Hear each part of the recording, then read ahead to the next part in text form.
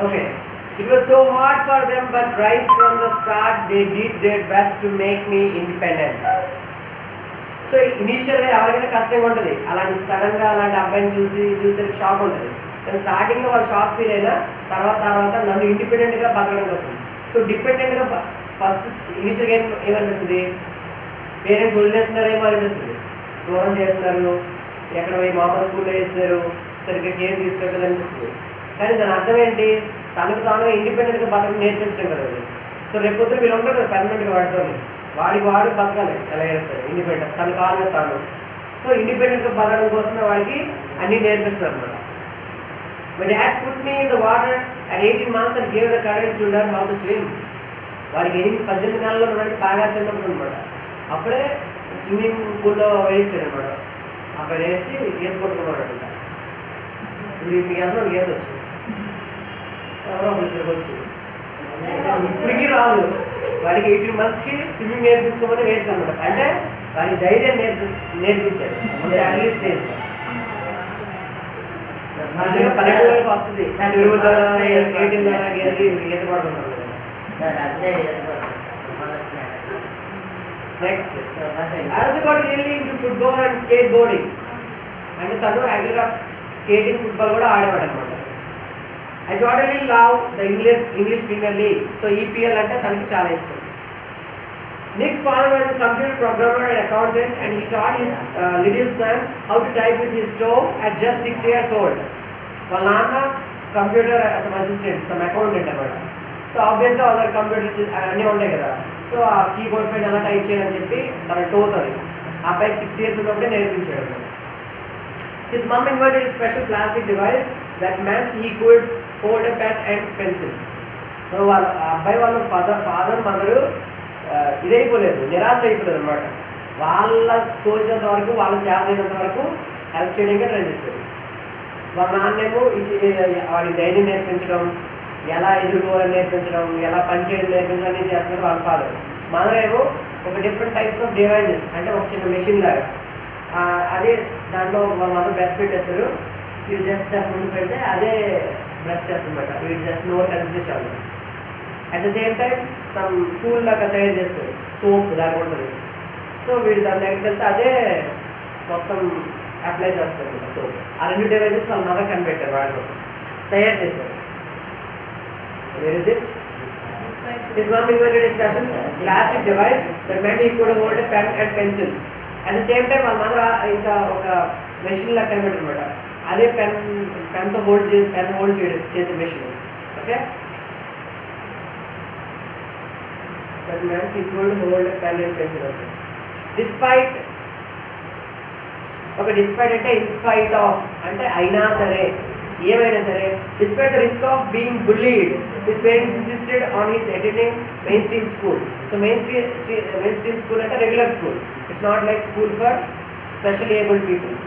So despite the risk of being bullied అంటే వీడిని ఏడిపిస్తారు, వాడి పైన జోక్లు వేస్తారు, కామెంట్ చేస్తారనే ఒక రిస్క్ ఉన్నా సరే వాడిని మెయిన్ స్ట్రీమ్ స్కూల్లో జాయిన్ చేశారు అన్నమాట వాళ్ళ పేరెంట్స్.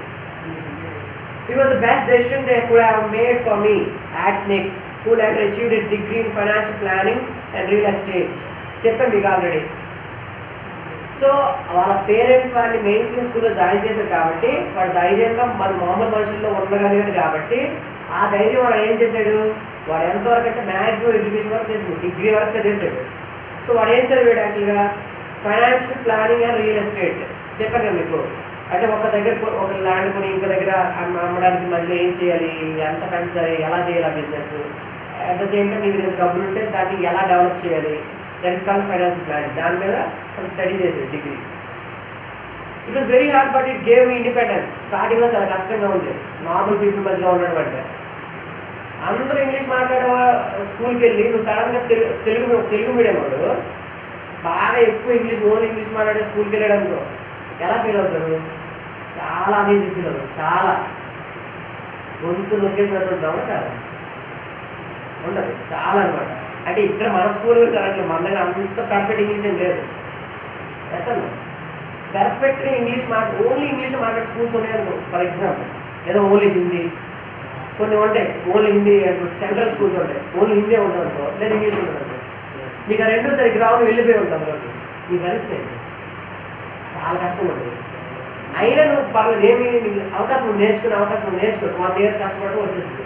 కానీ ఇలాంటి అబ్బాయి అక్కడికి వెళ్ళి ఉన్నాడంటే చాలా కష్టం. కానీ నాకు అది ఇండిపెండెన్స్ ఇచ్చింది అని చెప్తున్నాడు అన్నమాట.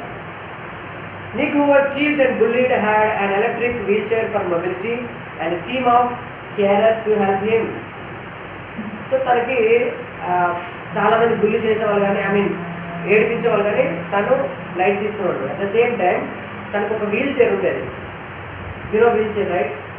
So we see in the person, the scientist is there.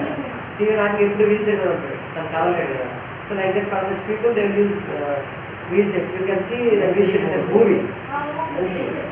Good,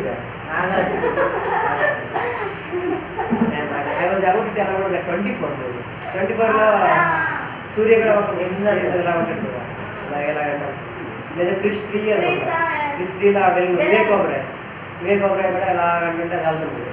so such wheelchairs అంటే వాళ్ళకి యాక్చువల్గా బ్యాక్ ప్రాబ్లమ్స్ ఉన్న వాళ్ళు ఉంటుంది అనమాట. బేసిక్గా నిల్చోడానికి వీలు లేవు వాళ్ళు, కానీ వీటిని నిల్చోగలరు కానీ కాలు చేతులు లేవు కాబట్టి వీల్ చైర్ తీసేసేవాళ్ళు. So they also have some team of cares. కొన్నిసార్లు తను కేర్ తీసుకోవడానికి మనుషులు కూడా ఒకరికి ఉండేవారు అనమాట ఇనీషియల్గా.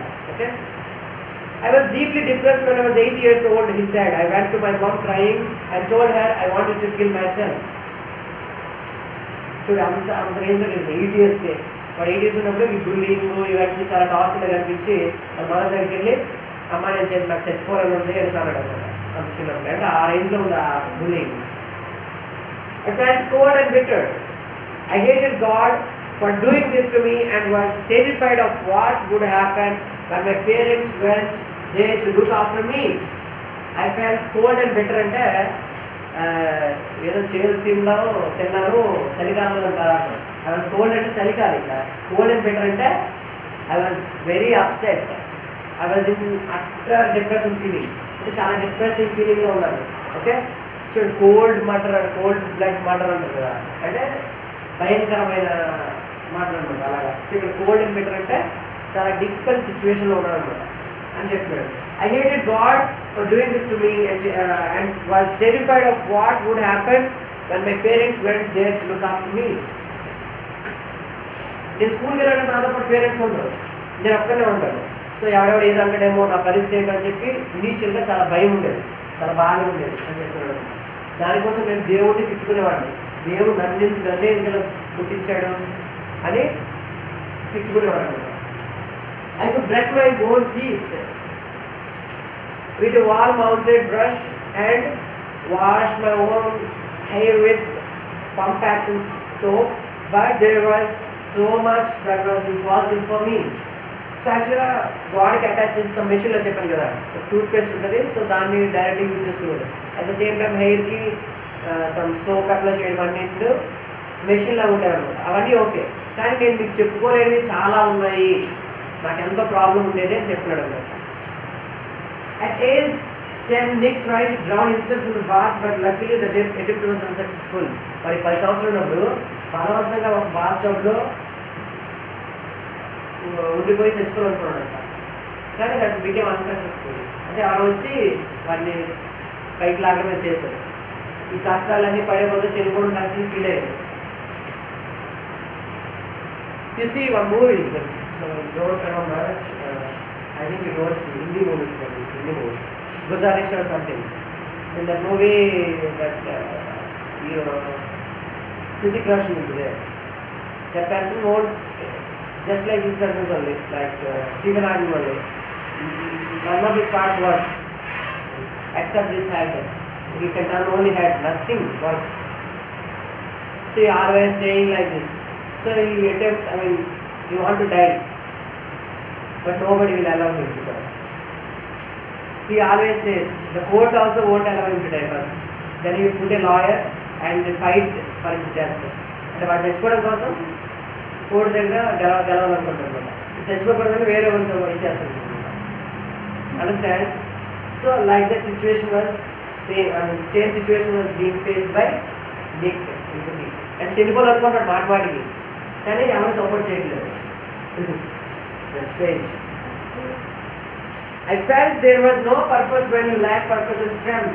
అంటే వాడు అనుకుంటాడు అనమాట, నేను దేనికి పనికిరాను, నేను భూమి మీదకి వచ్చినట్టు నాకంటూ ఒక పర్పస్ లేనప్పుడు నేను ఎందుకు బతకడం, బతికేం లాభం, జస్ట్ 3 పూటలు తింటున్నాను, పడుకుంటున్నాను, వెళ్ళిపోతున్నాను, ఏదో స్కూల్కి వెళ్తున్నా, అందరూ నన్ను ఏడిపిస్తున్నారు అయితే సో ఇంకెందుకు అనే ఫీలింగ్ అది అనిపించింది. చెప్పారు కదా స్టార్టింగ్లో అలాగే ఫీల్ అయ్యాడు అబ్బాయి.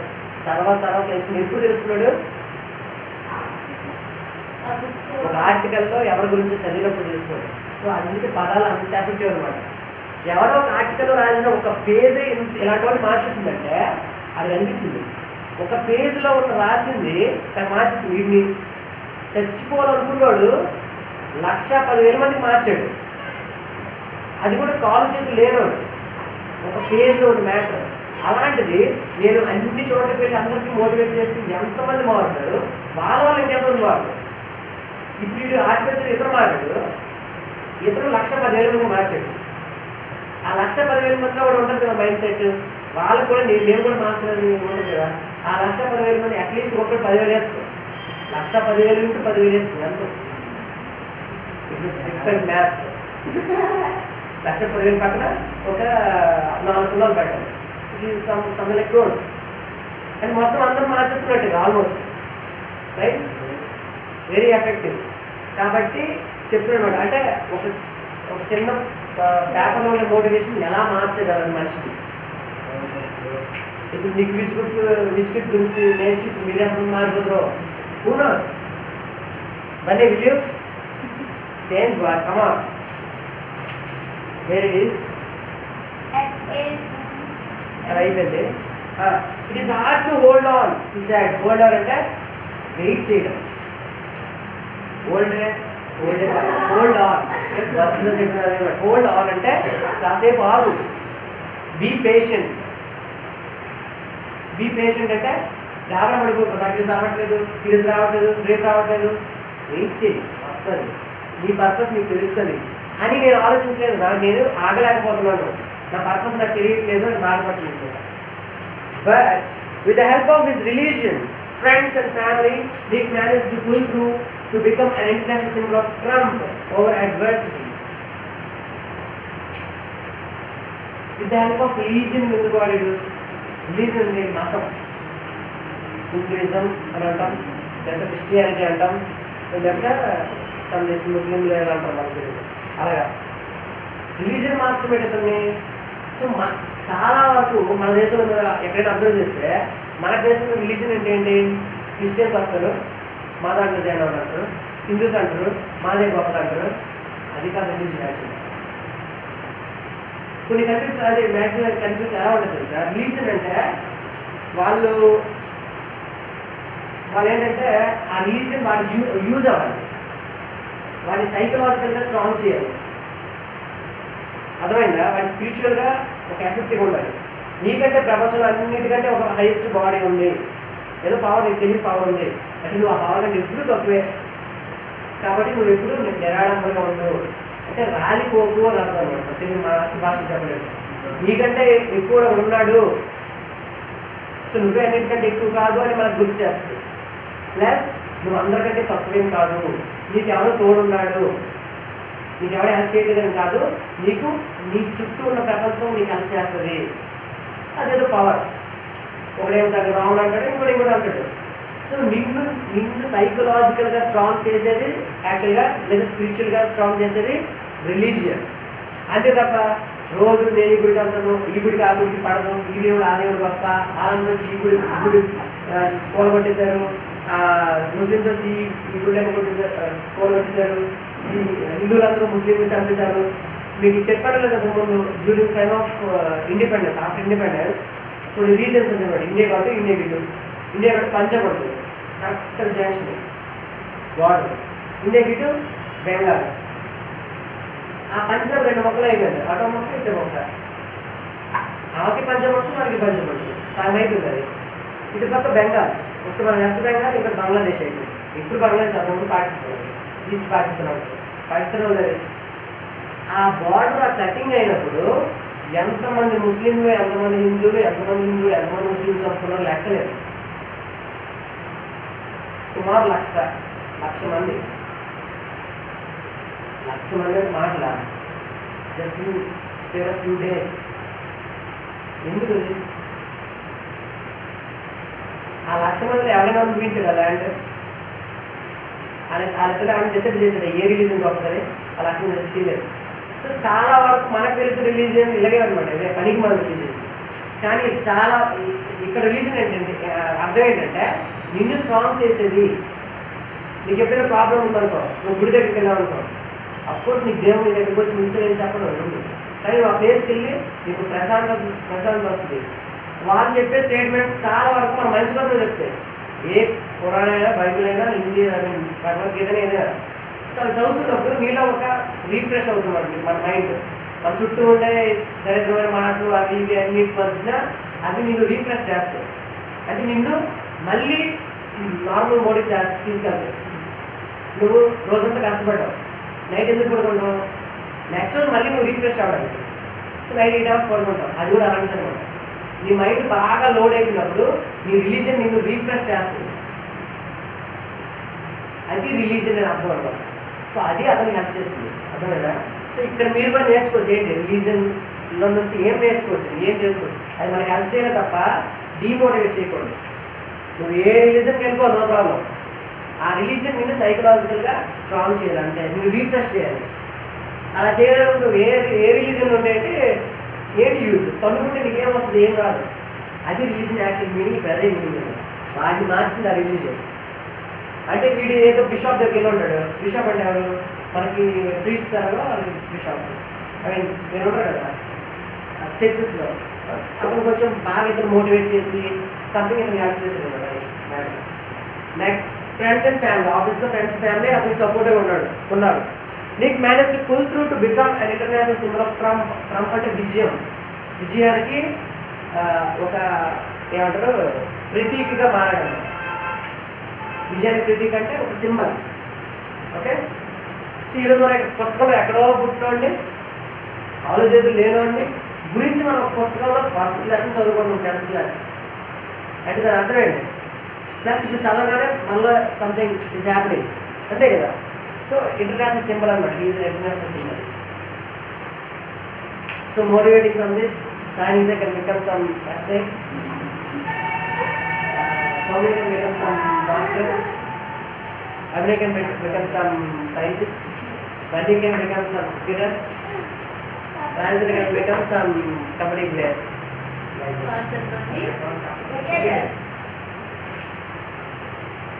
When I was 13, I read a newspaper article about a disabled man who had managed to achieve great things and help others. Said చెప్పనా, అతను ఏజ్ 13 ఉండేటప్పుడు ఒక న్యూస్ పేపర్లో ఒక వ్యక్తి గురించి చదివాడు. Disabled man who had manage to achieve great things, గొప్ప విషయాన్ని సాధించడం అనమాట. Disabled man. ఓకే. అది ఇతన్ని మార్చింది. I realized why God had made us like this, to give hope to others. It was so inspirational to me that I decided to use my life to encourage other people and give them the courage that the article had given me. ఆ article చదివిన తర్వాత అతను ఒక confidence వచ్చింది, దేవుడు నన్ను ఎందుకు పుట్టించాడండి. Okay. So అతను అన్నీ చేయగలిగితే నేను కూడా చేయగలను. నేను డిసేబుల్ అయినా నేను ఎందుకు వచ్చాను? నేను ఏదైనా చేసి ప్రూవ్ చేసి అందరికీ రుజువు చేయగలను. నా అలాంటి కూడా చేయగలనంటే మీరు కూడా చేయగలరండి. So I become a symbol of motivation అని అనుకుంటున్నాను. I decided to be thankful for what I do have, not get angry about what I don't have. దేవుడు నాకు డబ్బులు ఇవ్వలేదు అని నేను బాధపడ్డాను. నాకు ఆలోచన ఇచ్చాడు, ఆలోచనతో నేను డబ్బులు సంపాదించుకోవాలి. సో నీకు ఇచ్చిన ఆలోచన నుంచి నువ్వు పాజిటివ్ వెళ్ళావనుకో, నీకు డబ్బు ఆటోమేటిక్గా వస్తుంది. నీకు డబ్బు లేదని నువ్వు ఆలోచించుకున్నావు అనుకో, నీకు దేవుడు ఇచ్చిన మైండ్ నువ్వు మర్చిపోతావు. సో నీకు దేవుడు ఏమి ఇచ్చాడో దాని మీద ఫోకస్ పెట్టు, దేవుడు ఇవ్వలేదని తిట్టుకో అని చెప్తున్నాడు. I looked at myself in the mirror and said, you know what, the world is right, that I have no arms and legs, but they will never take away the beauty of my eyes. I want to concentrate on something good that I have. నేను అర్థం ముందు రోజు చూసుకుని మాట్లాడితే నేను నా దుఃఖ చూసి నేను ఏమనుకుంటానంటే, దేవుడు నాకు కాళ్ళు చేతులు ఇవ్వకపోవచ్చు, కానీ కళ్ళు ఇచ్చాడు. కళ్ళు ఇచ్చి నాకు ఏది నా దగ్గర ఏమున్నాయో, నాకు ఏ టాలెంట్ ఉందో దానిపైన నాకు కాన్సన్ట్రేట్ చేయొచ్చు. నా దేవుడు ఇచ్చిన కళ్ళుతో నేను చూసి. సో సో నాకు ఏముందో దానిపైన నేను కాన్సన్ట్రేట్ చేస్తాను అని చెప్పుకున్నాను. The challenges in our lives are there to strengthen our convictions. They are not there to run us over, said Nick. In 1990, Nick won the okay, that's nice. The challenges in our lives are there to strengthen our convictions. They are not there to run us over. So మనకి challenge వచ్చిందంటే దాని అర్థం నిన్ను అక్కడి నుంచి పూర్తిగా అగాధంలోకి తీసుకెళ్ళిపోవడం కాదు. నీకు ఛాలెంజ్ వచ్చిందంటే దాన్ని నువ్వు సమర్థంగా ఎదుర్కొని దాన్ని ఎదుర్కొన్నావంటే నువ్వు స్ట్రాంగ్ అయిపోతావు. అలాంటి ఛాలెంజ్ మళ్ళీ వస్తే ఈజీగా సాల్వ్ చేస్తావు. సో నువ్వు వెళ్తున్న ఫీల్డ్లో నీకు ఛాలెంజెస్ హార్డ్స్ వస్తాయంటే అవి ఎందుకు వస్తాయి? నిన్ను ఆపేయడానికి కాదు, నిన్ను నిన్ను మరింత స్ట్రాంగ్గా చేయడం కోసం. ఓకే,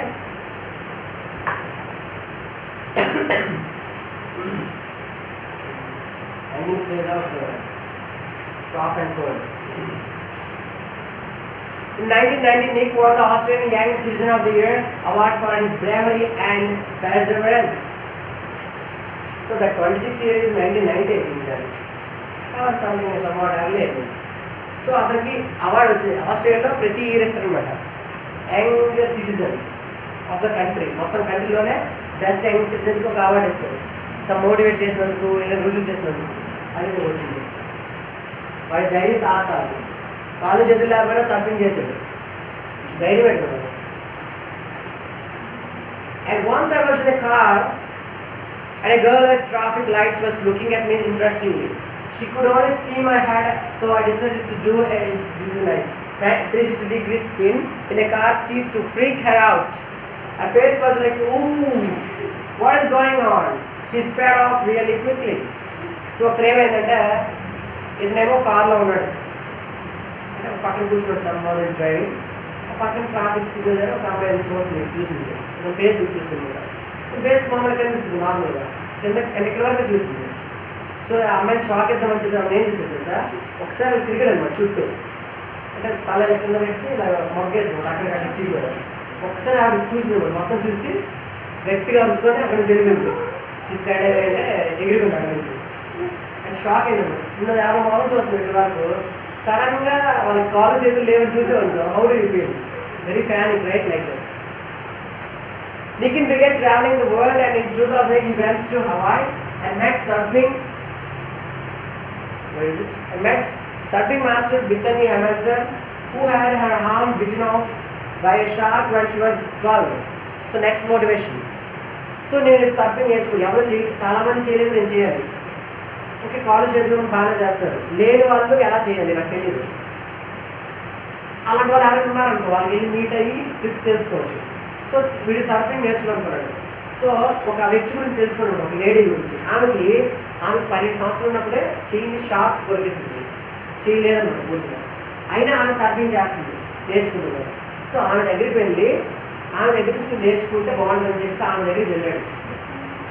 ఆమె పేరేంటి? Bethany Hamilton. ఓకే, ఆమె దగ్గర నేర్చుకున్నాడు. ఆమె ప్లేస్ ఎక్కడ? హవాయి. ఓకే, హవాయి అనే ప్లేస్కి వెళ్ళాడు. సో ఆమె దగ్గర నేర్చుకున్నాడు. She was amazing, said Nick. She taught me how to surf and I was terrified at first, but once I got up there, it felt absolutely fantastic and I caught some waves pretty well. So, ఆమె చాలా బాగా నేర్పించింది, చాలా అద్భుతంగా ఉంది, అంటే చాలా ధైర్యంగా ఉందని అర్థం అన్నమాట.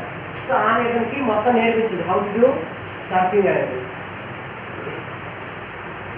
Nick quickly learned how to do the 360-degree spins on his board, a feat that got him on the cover of Surfer magazine within 48 hours. Best surfers అందరికీ ప్రతి వీక్లీ మంత్లీ ఆ మ్యాగజైన్స్ రిలీజ్ చేస్తుంటారు, cinema magazines లాగా. So ఆ మ్యాగజైన్లో ఎవరైనా స్పెషల్గా చేసిన surfing వాళ్ళకి ఫ్రంట్ పేజ్ వాళ్ళు కూడా వేస్తుంది అనమాట. సో సినిమాలో చూడు, సినిమా వాళ్ళు ఎవరైనా రీసెంట్గా రిలీజ్ అయితే సినిమా వాళ్ళది వాళ్ళ ఫోటోలు వేస్తుంది చూడు, వస్తుందో పేపర్లో అలాగే. సో ఆ మ్యాగజైన్లో ఫ్రంట్ పేజ్లో ఇతను సర్ఫింగ్ నేర్చుకుని 48 గంటలు అంటే 2 రోజుల్లోనే వచ్చింది ఆ ఫోటో. చాలా మంది 10 సంవత్సరాలు 15 సంవత్సరాలు చేసినా రాదు, నేను చేసి 2 రోజులు వచ్చింది. ఎందుకంటే అది స్పెషల్ ఏంటంటే 360 degrees కొట్టాలి. బేసిక్ సర్ఫింగ్ చేసినప్పుడు ఒకే వేరే వెళ్తారు, సంభవం యాంగిల్ వెళ్తారు, వీడు మాత్రం ఇలా తిరిగిపోతుంది 360 degrees. అది ఎలా తిరగలిగాడంటే వాడికి కాలు చేతి లేకపోవడం వల్ల బ్యాలెన్స్ అవుతుంది అనమాట కరెక్ట్గా సెంటర్, అంటే సెంటర్ ఆఫ్ గ్రావిటీ కరెక్ట్గా ఉంటుంది. సో అందువల్ల అతను 360 degrees కొట్టగలరు. సో ఇది ఒక్కడే కొట్టగలరు, ఇంకెవరో కొట్టలేదు. No one has ever done that in the history of surfing, he said. But I have a very low center of gravity, so I have got pretty good balance. అదే చెప్పినారా. So ప్రపంచంలో అది ఎవరు చేయలేదు ఇంకా 360 degrees చేయడం. ఎందుకు? తనకి centre of gravity తక్కువ, చిన్న బాడీ కదా, ఇదేమి లేవు, ఐ మీన్ చేతులు కాళ్ళు లేవు. సో ఎక్స్ట్రా ఇదేం లేదు, అటు ఫుల్ అటు ఇటు ఏం లేదు. సెంటర్ ఆఫ్ గ్రావిటీ తక్కువ ఉంది, అందువల్ల he could do that balance. Next, he has visited different countries all over the world. The football fan is now a motivation speaker and has traveled to over 24 countries, speaking to groups of up to 1,10,000 people. It's called already covered. He has traveled 24 countries and motivated 1,10,000 people around the country. Around the world. He moved to Los Angeles in 2007 and planned to continue to travel the world. So actually, afundi Australia, Melbourne city, Australia country. But later he moved to America. America lo Los Angeles city, state, sorry, Los Angeles state. You know, right? America 50 states ఉంటాయి. అందులో ఇది ఒకటి 10 state. Loss ఏంజల్స్కి వెళ్ళి అక్కడ నుంచి decide అయ్యాము different కంట్రీస్కి వెళ్దాం, అందరినీ మోటివేట్ చేయాలి. In 2009 he visited South America and Middle East. You know South America, right? This is top is North America. మనకు తెలిసిన USA పైన ఉంటుంది, USA కెనడా పైన ఉంటాయి, కింద ఉంటుంది America, south America. South America అంటే లెస్ డెవలప్డ్ అమెరికన్ కంట్రీస్ అని కింద ఉంటాయి, like Cuba, Brazil, other countries. Okay, so ఆ సౌత్ అమెరికా వెళ్ళాడు. At the same time he also visited middle east. Middle east countries ఏవి ఉంటాయి కదా, సిరియా, ఇరాన్, ఇరాక్, ఎక్కడైతే ఆయిల్ దొరికితే ఆయిల్ కంటెంట్స్ ఉంటుంది మధ్యలో ఉంటుంది, వాటిని మిడిల్ ఈస్ట్ కంట్రీస్ ఉంటుంది. Next, where it is? In 2008, Kane Miyahara, a beautiful young girl whose mother was Mexican and whose father was Japanese, attended a meeting where Nick was the guest speaker in Texas. So, ఒక అమ్మాయిని meet అయ్యాడు. She is beautiful young girl and she got a mother from Mexico. Mexico country నుంచి అమ్మాయి వాళ్ళ mother, Japan నుంచి ఆ అమ్మాయి వాళ్ళ ఫాదర్, అంటే ఫాదర్ మదర్ వచ్చి డిఫరెంట్ కంట్రీస్, ఆ అమ్మాయి వాళ్ళ ఫాదర్ మదర్. ఆమె పేరేంటి? కెనే మియాహరా. That's why I think one is some American name, another is some Japanese name, Miyahara, and this Kane is some Christian name. Okay, they are attending his I mean what is it, they attended a meeting. Yeah, in that meeting who is the guest speaker? Nick. Okay, so he was a guest speaker in Texas in a state anamata, adi kuda malli American of state. Kane was attracted to Nick's message, so Nick బాగా మాట్లాడాడు, motivate చేశాడు, అది ఆమెకు నచ్చింది Kane. So ఈమె కూడా అతన్ని join అయ్యి అతనితో పాటు ఈమె కూడా మోటివేట్ చేయాలని అనుకున్నాడు. From the time they were in touch with each other to share their ideas on giving hope to the needy, and they became close friends. So the thing is, like, she got that idea, I also should motivate. So somebody is motivating, you also want to motivate. So obviously you will talk with them and you will have similar feelings, similar ideas. So iddaru ala friends ayyaru, tarvata vallidaru marriage kuda chestunaru. Finally they fell in love and get engaged. Their engagement happened in August 2011. August 2011 లో వాళ్ళ engagement జరిగింది, వాళ్ళతో పెళ్లి కూడా చేస్తున్నారు. Nick put the engagement ring on Kane's finger with his mouth. So యాక్చువల్గా engagement ring దేంతో పెట్టాడు? తన మౌత్తో పెట్టాడు అనమాట. And then said the most beautiful words every girl wants to hear coming out from her man's mouth. So అందరూ అలాంటి వాళ్ళందరూ చెప్పుకునే చెప్పాడు, he told something baby I love you, something like that. Okay, next, Nick and Kane got married in February 12. So they got engaged in August 2011 and they got married on February 12, 2012. Okay, I stop talking. And on February 13, means exactly 1 year, after exactly 1 year, they got one child as well. They were blessed with birth of a healthy baby boy with full body. So they were to apply protection with legs and hands. Okay, healthy body. Nick and Keller wrote an inspiration book, Love Without Limits, together, and it was published in 2014. వాళ్ళిద్దరు కలిపి ఒక book కూడా రాశారు, love without limits అని. ఆ book పేరేంటి? Love without limits. ఎప్పుడు రాశారు? 2014. Okay. If I fail, I try again and again. If you fail, are you going to try again? నేను చాలాసార్లు ఫెయిల్ అయ్యాను, కొన్ని 100 సార్లు. నేను ట్రై చేస్తూనే ఉన్నాను. అయినా సరే మీరు ఫెయిల్ అయినా ట్రై చేస్తారా అని అనుకుంటున్నాను. చేస్తారా? చేయాలి, తప్పదు మరి. The human spirit can handle much worse than we realize. So నిజానికి మనకి ఉన్న సైకలాజికల్ పవర్, మనకున్న స్పిరిట్తోని మనం అనుకునే దానికంటే చాలా ఎక్కువ చేయగలం. కానీ మన చుట్టూ ఉన్న ఎన్వైరన్మెంట్ మనల్ని అనిచేస్తుంది అనమాట. నువ్వు ఇంతేరా, నువ్వు పనికిరావు, నువ్వు ఇంతేరని. కానీ నిజానికి మనం ఇండివిజువల్గా ఆలోచిస్తే మనం అనుకునే దానికంటే ఎన్నో రెట్లు ఎక్కువ అంట. It matters how you are going to finish. సో నువ్వు ఎంత టైం తీసుకున్నావు, ఎన్నిసార్లు ట్రై చేసావని కాదు, ఫినిష్ చేసావా లేదా, నీ గోల్ని రీచ్ చేయవా లేదా అనేది important. Are you going to finish strong? Sir నీకు స్ట్రాంగ్గా ఫినిష్ చేస్తారా లేదా? చేస్తారా? ఏంటి లంచ్ కాదు, I mean your goal. I tell people to keep on getting up when they fall and to always love themselves, he said. So అక్కడ ఎప్పుడు చెప్తున్నాడు మనుషులకి ఏమన్నా, I tell people to keep on getting up అంటే పడిపోయిన ప్రతిసారి మళ్ళీ లేవు, లేచి ముందుకెళ్ళు, పడుకుంటారా ఉండిపోకు, నిద్ర వస్తుంది కదా, సో కీప్ గోయింగ్ అని చెప్తున్నాడు అనమాట. And to always love themselves. నిన్ను నువ్వు ముందు ప్రేమించుకో, నిన్ను నువ్వు ముందు అభిమానించుకో, నిన్ను నువ్వు ముందు గౌరవించుకో. ఓకే, అంతేగాని నిన్ను నువ్వు అవమానించుకో. If I can encourage just one person, then my job in this life is done. నేను చెప్పిన ఈ మాటలు ఒక్కటి మార్చినా చాలు, నా జీవితం సార్థకమైనట్టే అని చెప్పి ప్రతి ఒక్కరికి చెప్తుంది అనమాట. అంటే ప్రతి ఒక్కరికి చెప్పినట్టే కదా, అంటే ప్రతి ఒక్కరికి చాలామంది మారుస్తున్నట్టు. So that is Nick is gift, a very great motivational person. Okay.